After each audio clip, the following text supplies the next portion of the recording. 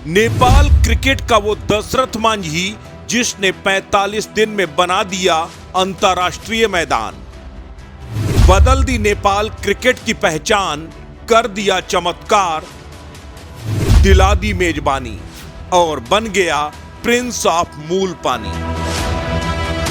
किसी शायर ने क्या खूब कहा है, लहरों को साहिल की दरकार नहीं होती, हौसला बुलंद हो तो कोई दीवार नहीं होती।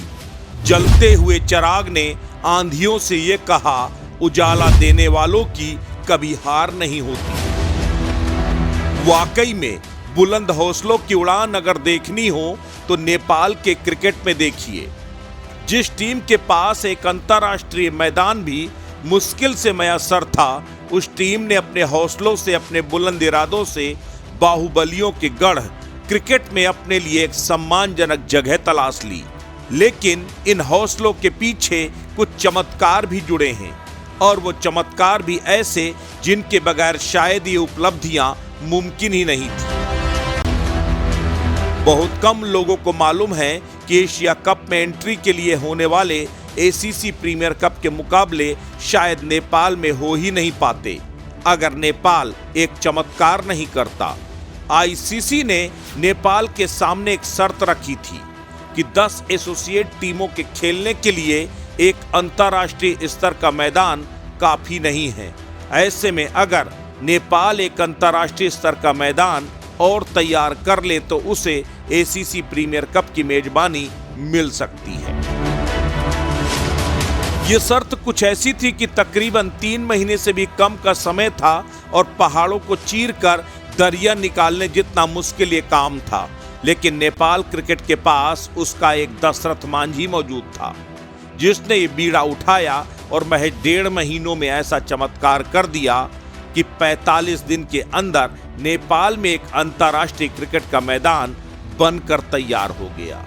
बस वहीं से नेपाल के दिन बदलने शुरू हो गए। जी हां, 45 दिन के अंदर बनकर तैयार होने वाला ये मैदान है मूल पानी क्रिकेट ग्राउंड। इस मैदान को 45 दिन में तैयार करवाने वाले शिल्पकार का नाम है Roshan Kumar Singh. Cricket association of Nepal के ट्रेजरर रोशन कुमार सिंह। आईसीसी की शर्त के आगे नेपाल असमंजस में था, लेकिन एक और अंतर्राष्ट्रीय स्तर का मैदान को तैयार करने का बीड़ा उठाया कैन के ट्रेजरर रोशन कुमार सिंह ने। चुनौती बड़ी थी, समय बेहद सीमित था, संसाधनों का अभाव था। आईसीसी अपने फंड की किस्त भी नेपाल को तब देता जब मैदान पूरा हो जाता। ऐसे में इस बड़ी चुनौती से निपटने के लिए रोशन कुमार सिंह ने युद्ध स्तर पर कोशिश शुरू की। बाजार से उधार लेकर फंड इकट्ठा किया। उसके बाद चुनौती थी मूल पानी क्रिकेट ग्राउंड को तैयार करने के लिए। इसके लिए बांग्लादेश से पिच तैयार करने वाले पिच क्यूरेटर और उनके साथियों की टीम बुलाई गई। मैदान के अंदर बड़ी बड़ी खाइयां मौजूद थीं, जिन्हें पाटने के लिए 10,000 बोरे रेत भरकर डाली गई। मैदान को समतल बनाया गया। फिर उसके बाद मैदान में घास उगाने के लिए 32 स्प्रिंकलर लगाए गए।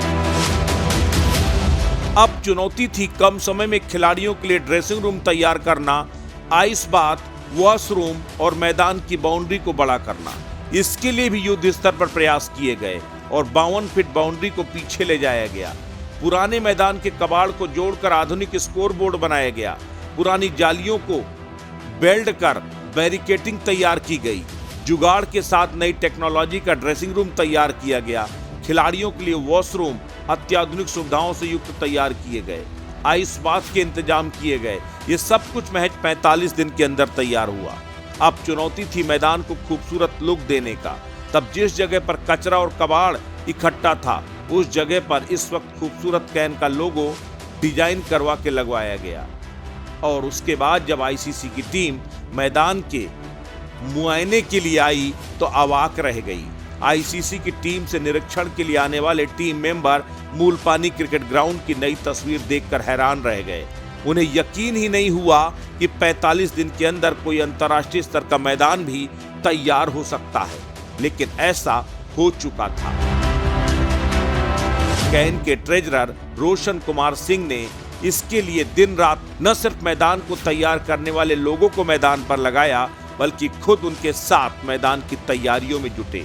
कई बार तो ऐसे मौके आए जब जेसीबी खुद चलाई, रोलर खुद चलाए और मैदान को तैयार किया, क्योंकि सिर्फ धुन एक थी, वो थी नेपाल को एसीसी प्रीमियर कप की मेजबानी दिलाना। आज न सिर्फ नेपाल एसीसी प्रीमियर कप की मेजबानी कर चुका है, बल्कि एशिया कप में एंट्री भी कर चुका है।